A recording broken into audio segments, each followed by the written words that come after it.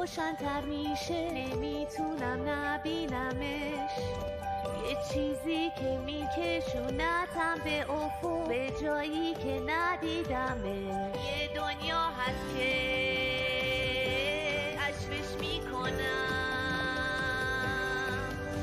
کتابایی هست پر از ماجراجویی که منو فرا میخونه.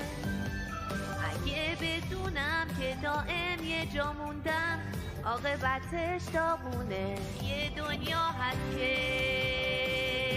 کشفش میکنم، رویا